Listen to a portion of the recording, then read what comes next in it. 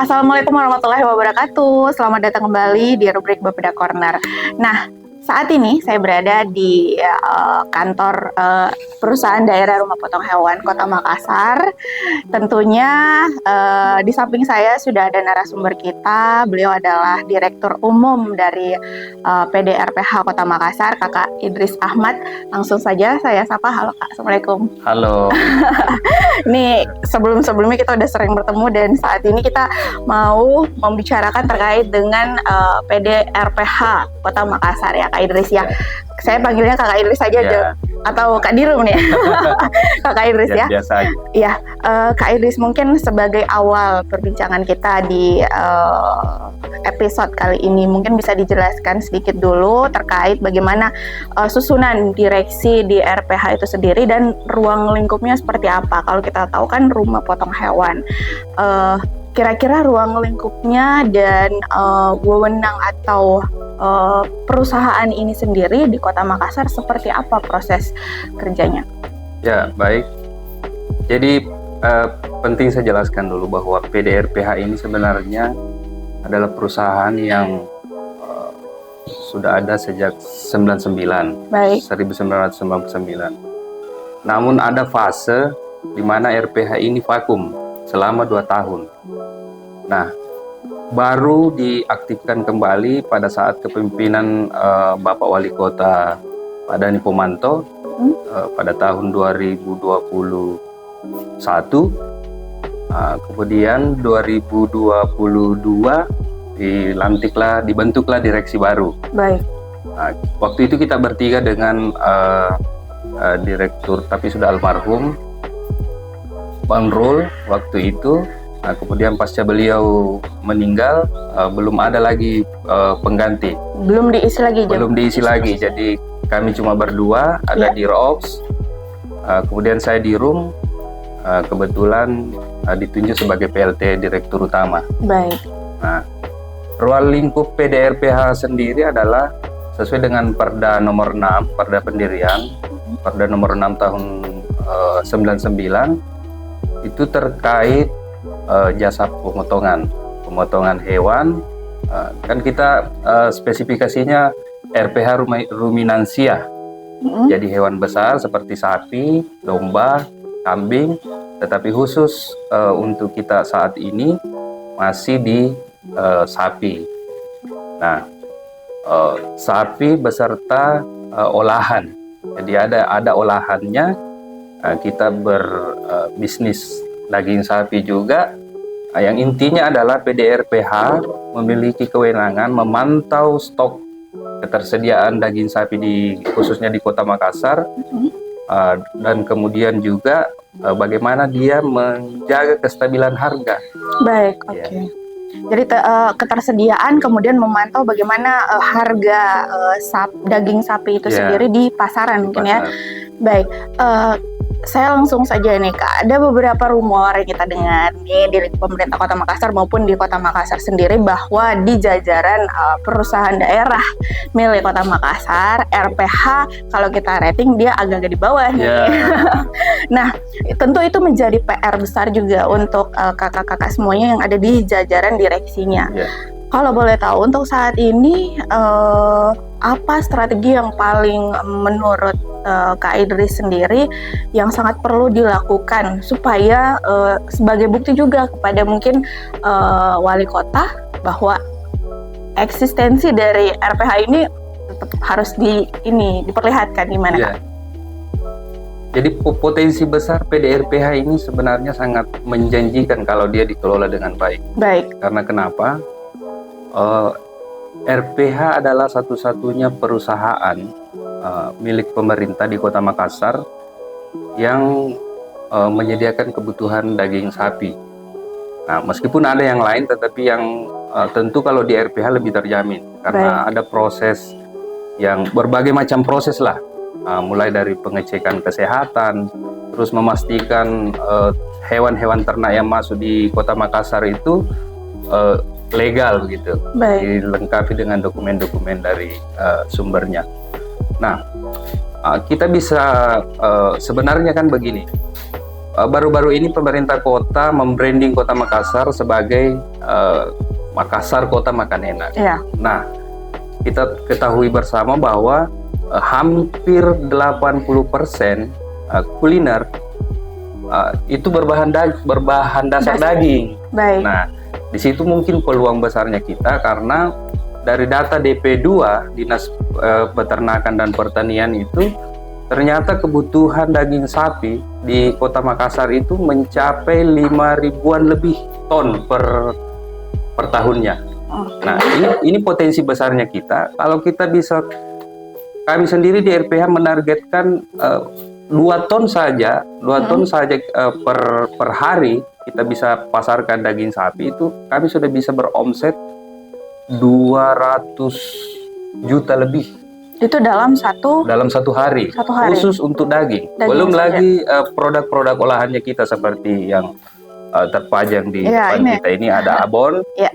Nah, ini omset kita bisa mencapai 10 juta per hari dari sektor abon. Nah, kita juga akan mengembangkan ini ke depan. Kita ada produk lagi seperti dendeng, terus rendang, yang mungkin kita kemas dalam bentuk kemasan. Nah, ini bisa menambah semua pendapatannya kita. Tapi kendalanya di mana, Kak? Kalau kita lihat sekarang kan tadi sudah dijelaskan sama Kak Idris bahwa seandainya ketika kebutuhan dasar daging ini melibatkan RPH misalnya, capaian-capaian yang tadi disebutkan bisa menjadi omset besar buat RPH, tapi kendalanya seperti apa? Kendalanya sebenarnya sih yang pertama adalah penegakan regulasi. Baik. Kita sudah punya perwali nomor 9 terkait penjamin daging yang aman, sehat, utuh dan halal, daging asu di Kota Makassar. Cuma memang belum dilaksanakan dengan baik oleh teman-teman di pengusaha kuliner. Baik. Kalau itu dilaksanakan dengan baik, pasti pilihannya orang mengambil daging di RPH. Karena kami yakin daging yang bersumber dari RPH itu lebih terjamin secara kualitas, kesehatannya, dan sumber dagingnya. Itu lebih terjamin. Karena proses masuknya daging di RPH itu sebelum masuk ke pemotongan, itu melalui kita periksa dulu dokumennya. Dokumen apakah sapi ini legal, bukan dari hasil kriminalitas, bukan sapi curian. Kemudian dicek kesehatannya. Ada namanya pengecekan antemortem, itu dilakukan oleh dokter hewan dari Dinas Peternakan. Kemudian setelah dipotong, dilakukan lagi postmortem. Postmortem itu isi dalamnya sapi yang diperiksa oleh dokter hewan. Jadi setelah terdistribusi ke masyarakat betul-betul aman dan dijamin kesehatan. Oke. Kemudian untuk saat ini apa strategi, tadi belum terjawab sih sebenarnya, strategi yang saat ini dilakukan melihat kondisi bahwa kebanyakan warga Kota Makassar masih mengambil daging sapi dari tempat lain. Apakah mungkin dari segi karena ini perusahaan mungkin marketingnya masih kurang atau seperti apa Kak melihatnya? Jadi pola selain dari regulasi itu ya, regulasi yang tadi pertama regulasi, kemudian memang pola marketing kita, karena ini baru, kita baru mencari formula seperti apa. Tetapi yang jelasnya kami setiap hari sudah turun sosialisasi ke pengusaha kuliner, termasuk hotel, restoran, dan juga kafe-kafe yang bergerak di bidang kuliner.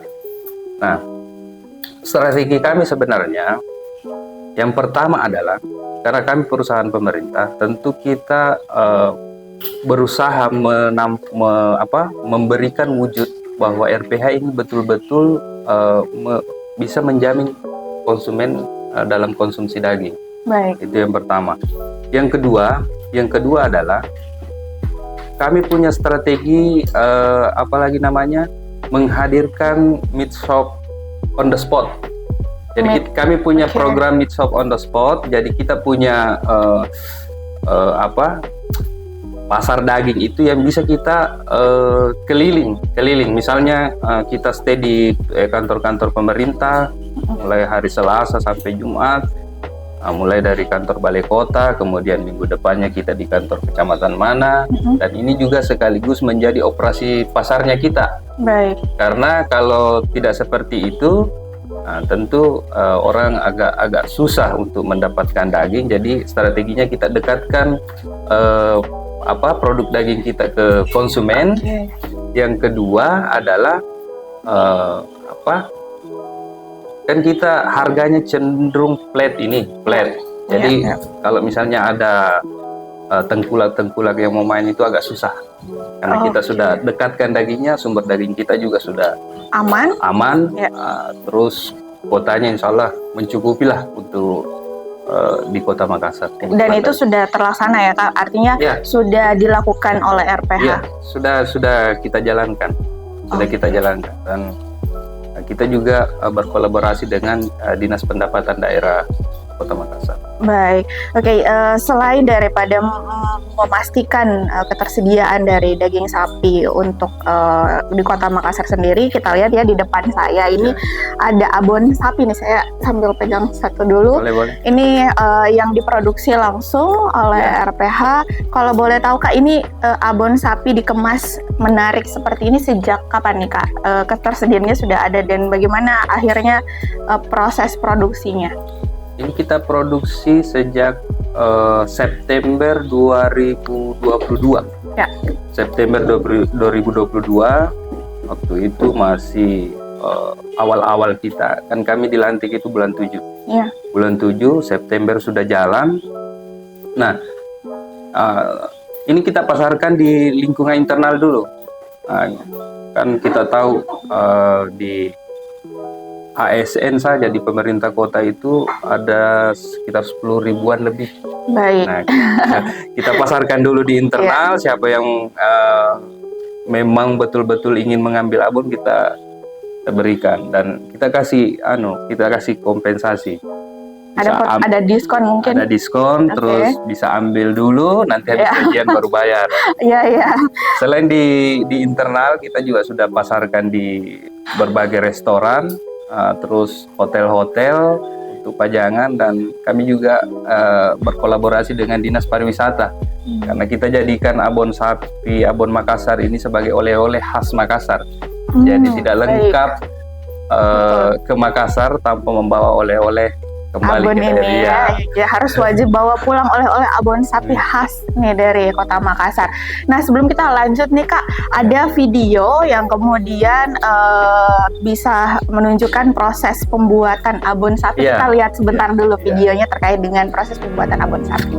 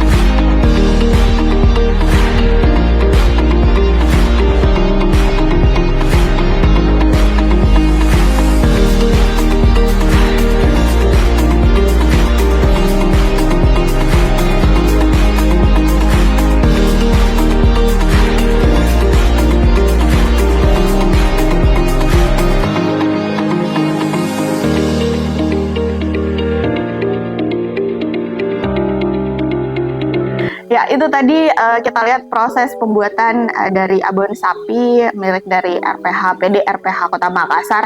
Jadi memang prosesnya kalau kita lihat higienis ya, dan pastinya tadi sudah disebutkan sama Kak Idris bahwa dagingnya dipastikan aman, sehat, dan tentunya proses pemotongannya juga sudah sesuai SOP. Ngomong-ngomong soal abon sapinya nih Kak, harganya sendiri kalau di sini sih ada ya yang paling kecil harganya 45.000. Untuk ukuran yang lain gimana? Jadi kita memang produksi 3 varian. Jadi yang paling kecil itu 100 gram, itu di harga 45.000. Kemudian yang sedang 250 gram itu 100.000, dan yang paling besar itu 500 gram di harga 200.000 per pieces. Baik, lalu pada saat produksinya apakah memang ada batasan bahwa ini diproduksi langsung berapa kali packs dan jangka waktunya dalam 1 bulan atau gimana Kak? Waktu awal kita produksi itu sebenarnya sesuai dengan permintaan, sesuai. Karena kita juga tidak mau mengambil resiko untuk produksi terlalu banyak. Karena ini kan ada masa kadaluarsanya. Betul. Nah, namun keuntungannya untuk produk abon ini masa kadaluarsanya itu cenderung lama. Baik. Jadi kisaran 1 tahun lah. 1 tahun lah kalau dia disimpan dalam suhu ruang. Suhu ruang itu maksudnya antara 25 derajat sampai 20 derajat Celcius. Jadi itu aman untuk disimpan dalam jangka waktu lama ya. Jadi pada saat bosan mungkin makan yang lain, ini lumayan nih sama nasi panas enak nih. Iya, cukup nasi panas aja sudah.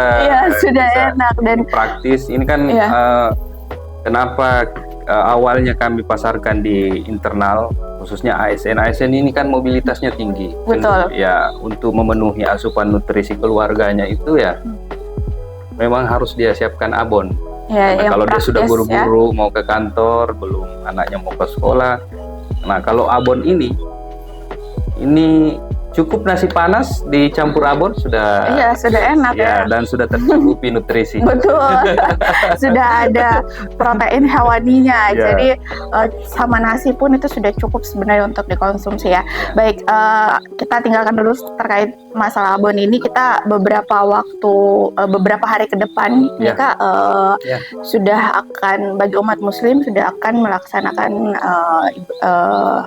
Hari Raya Idul Adha. Tentu ini juga menjadi salah satu hal atau momen yang dinantikan sebenarnya sama RPH, karena tugas dari RPH betul-betul terlaksana nih di jelang Hari Raya Idul Adha. Persiapannya sendiri Kak, untuk RPH sendiri untuk jelang Hari Raya Idul Adha seperti apa? Jadi jauh hari kami sudah memang mempersiapkan momen Idul Adha ini, terutama dengan maraknya penyakit sapi yang merebak di masyarakat. Baik. Jadi menurut data kami yang kami peroleh dari Direktorat Kementerian Pertanian, itu ada 43 macam penyakit sapi yang tengah menghantui masyarakat saat ini, masyarakat dan tentunya peternak.